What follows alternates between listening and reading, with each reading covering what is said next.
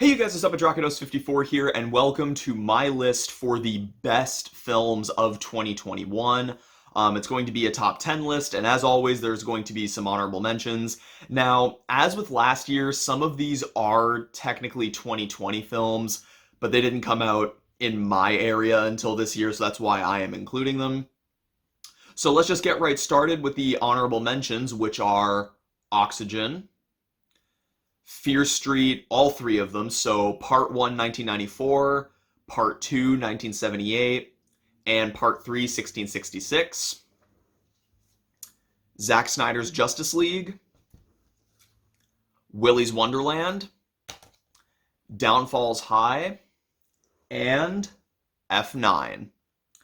So now let's get started with the real list, starting with number 10, which is Spiral from the Book of Saw. I am such a huge Saw fan, so naturally I was very, very excited for this. And it was a really good sequel. It was everything I could have wanted out of a new Saw movie. I really don't think there's a bad one. Chris Rock gave a really good performance, as did Samuel L. Jackson, and the traps and gore were awesome as always. And not to mention the ending to the movie's very, very intense. And they're like some of my favorite parts of the Saw movies because they're directed very well, and when the score kicks in, it's just, it feels so good. I really wish that Jigsaw was in this one, but, still a really good movie, and I can't wait for them to come out with the next one. Coming in at number 9 is Bo Burnham's Inside. Now, this could be a debate over whether or not it should be included, but honestly, I'm counting it as a film, because that is what it is. It is a film if you watch it. I am such an enormous Bo Burnham fan, and while this is very different from his previous two specials, and I do like those two just a little bit more, this was still just as good, and in the grand scheme of things, it's a lot more impressive. I am in such awe of what he was able to accomplish in one room, as it felt like he was in so many different locations throughout the whole thing, and the lighting and shot composition was amazing. He really hit a home run and a half with 8th Grade, which was my favorite film of 2018, and he just took his skill to new heights with this special, which, as I said, is honestly more of a film. It really does feel like more of a film than a special, even though it is a special, but to me it's more of a film. The songs were great and were so funny. My favorite ones are Sexting, Bezos 1, and Welcome to the Internet. God, I laughed so hard when I listened to Sexting for the first time. The movie also gets really real near the end, and those parts are executed wonderfully. They really hit you. And I really think that this is going to be studied in 20 years or so when schools are teaching students about the pandemic, because this was definitely one of the biggest things that came out during that time that really showed what the severity and the depressing state of the pandemic was really like. Great job, Mr. Burnham. Coming in at number 8 is Spare Parts. I don't have too much to say about this one. This is just everything I want in a movie. It's a blood-soaked gore fest, drenched in a sea of neon. Just such an amazingly fun time, and for what this movie sets out to do, it succeeds very well. Now, coming in at number 7, and this is one I really wish I had the Blu-ray for, is Wrong Turn.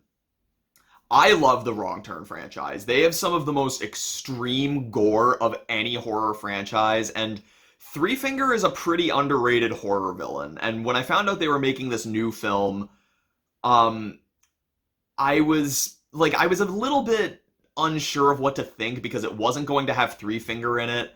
I was very skeptical if it was even going to be a Wrong Turn film, but then I found out it was from the same writer as the original, and I got even more intrigued. The thing to know about this is that it has absolutely nothing to do with the previous Wrong Turn movies. As I've said, Three Finger is not in it. Like, the thing about this movie, though, even though it has really nothing to do with the other films, it's directed so well. It's so entertaining all throughout, and you really want to know what's going to happen next. Like, this is more of a soft reboot or a spiritual sequel, but this movie was honestly everything I needed. The actors performed so well, and the ending, oh my god, the ending was so amazing. Like, I was freaking out at the ending. It was just so good. Like, as a massive fan of the series, I just loved this. In my opinion, the second best Wrong Turn movie after Wrong Turn 2. Nothing's ever gonna top that. Coming in at number 6 is Barb and Star Go to Vista Del Mar. This fucking movie is not what it looks like. I was going into this expecting a standard chick flick, which I like.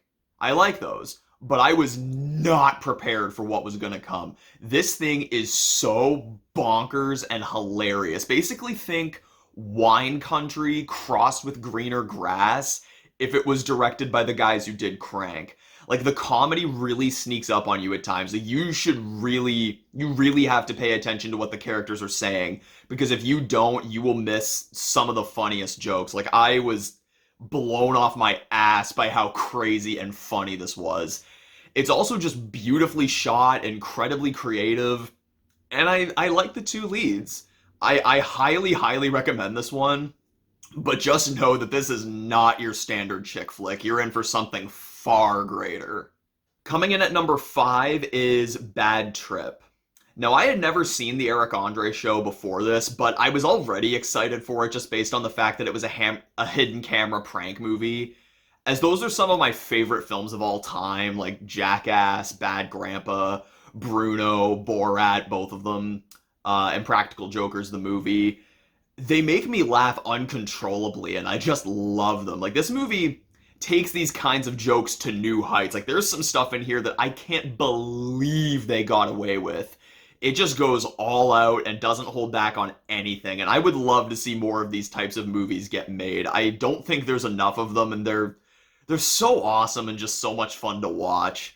Like, I would love to see if Eric Andre could do another movie like this, but I mean, the thing about, like, the Eric Andre show is that it is, like, it's known, but it's not, like really, really known to the point that everybody's in on the joke, because there's, like, a lot of people that appear on that show that, like, are not in on the joke. At least I think no one's in on the joke, but anyway, I'd love to see another movie with him doing this style get made. I don't know how well it would work, just based on how much people might know Eric Andre by now, but either way, would still love to see another one get made.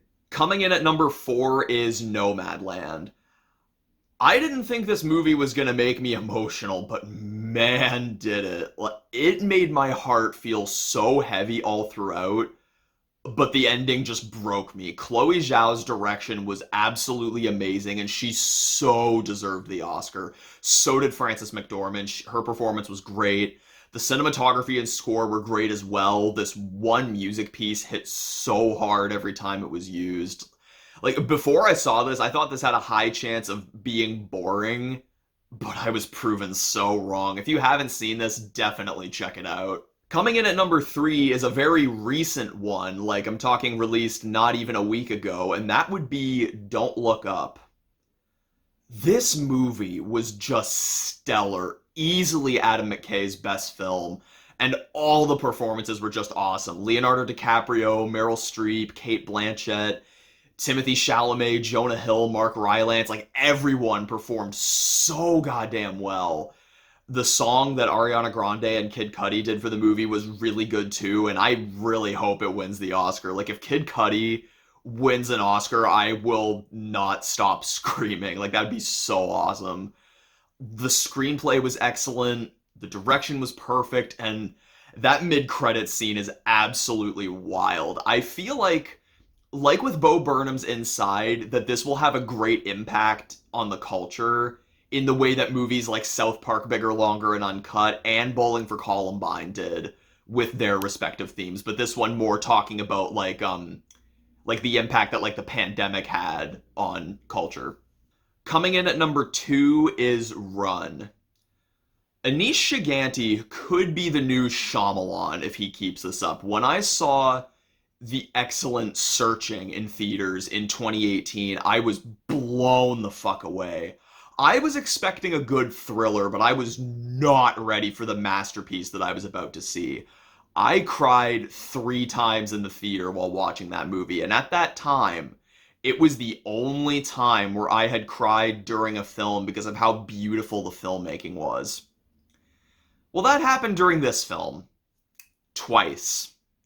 Like, I just can't believe that there can be films made with this level of excellence. I truly did not think it was possible, and it showed me a level of brilliance that I didn't think existed. The direction is once again nothing but perfection. Sarah Paulson and Kiera Allen are spectacular. And the night I saw this, I was worried I wouldn't be able to sleep just because of how unsettling it was. Oh, and as with a lot of films on this list, the ending is perfect. Just amazing. If you haven't seen this or Searching, you must. You will not regret it. These are two phenomenal thrillers, and don't look up anything about them. Like these are such great thrillers that have so much to uncover. That's so God. I'm such a huge fan of Anish Gigante, and I just really cannot wait for his next film. Like, this dude's a master. And now time for my number one pick, which is Titan. Now, I didn't really like Raw personally. It was just one of those art house films that wasn't really for me. But despite that, I really admired and respected Julia Ducournau's vision and ambition, and was excited to see what she'd cook up next, because I saw a lot of passion put into Raw, and some cool stuff on display. It was just, as I said, just one of those ones that wasn't for me, just didn't really hit, but I can see why it would for other people, and I definitely want to rewatch Raw after seeing this. Guys, Titan is a certified masterpiece. The direction, flawless. The score, incredible. And the performances are just sublime. Like, I really believed who the main character was, and I had to keep reminding myself that she wasn't. The imagery and scenes were so gut-wrenching and disturbing to the point that I almost had a panic attack in the theater. Like, once the credits rolled, I was absolutely speechless. I felt numb all over. I got a head rush as soon as I stood up. And I was literally crying by the end. Like, Nathan looked over at me at the end and he was like, "Are you okay?" Also, we were the only 2 people in the theater for this movie, which was just wonderful. Like, seeing this movie in theaters that day was one of the best days of my life, and I will forever remember it fondly. What a true masterpiece of a movie. And by the way, the Oscars are straight up pussies. God, I love Titan so much. But anyway, guys, that is going to be it for this video. Hopefully you really enjoyed. I was actually able to keep it under 15 minutes this year, finally. But anyway, that's going to be it for this video. Hopefully you enjoyed. Tell me what your favorite films of 2021 were in the comments below. Subscribe for more content. Please leave a like in the video if you enjoyed. And remember, you guys, whenever fighting with deadly weapons, say no to drugs.